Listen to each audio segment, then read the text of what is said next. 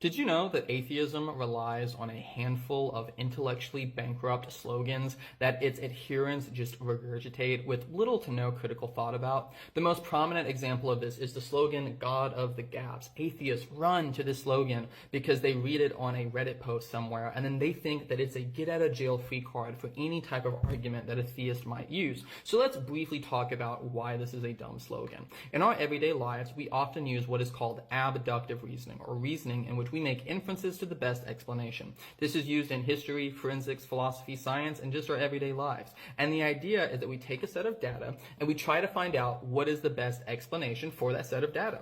And explanations can be judged on factors like explanatory scope, explanatory power, parsimony, ad hocness, implausibility, coherence with other beliefs, and things like that. For example, suppose that you are a detective and you walk into a crime scene, and on the floor is a dead woman with a knife in her back. The windows show signs of being broken into from the outside. There are boot prints in the mud in front of the window. There is mud on the floor of the house, and there are signs of a struggle. And additionally, the neighbor tells you that they heard a woman screaming loudly, telling somebody to get out of their house. You would likely infer that the woman was, murdered, because that's the best explanation for all the data. Now imagine that as you're telling your superior that you think it was a murder, a young, cocky detective comes up and says, "Ugh, there you go again with your murderer of the gaps. You can't think of a way that all of this could have happened naturally, so you're just plugging in gaps in your knowledge with some unknown murderer."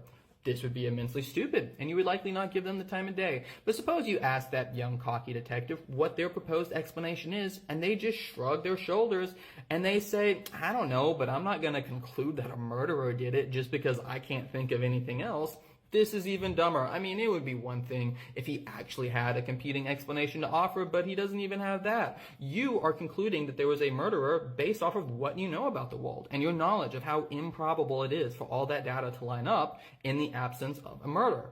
And you are 100% justified in believing that it was a murder based on the explanatory power that that explanation offers. And in our everyday life, we all recognize that this reasoning is completely reasonable and valid, and nobody would say the stupid thing that the cocky young detective did. Yet apparently when we get to God, all of a sudden, it is completely fine to just slap a silly label on our inferences and call it a day. If a theist looks at the order in the universe and how the universe is fine-tuned for life and the complexity in the most basic living cell and the information that is conveyed in DNA, and they see that all of human history is filled with overwhelming testimony about there being a creator of this world, we are completely justified in inferring God's existence as an inference to the best explanation. And if you think that God isn't the best explanation, that's great. Put forth an actual argument for why God is not the best explanation. Merely labeling our inference as God of the Gaps is no such argument.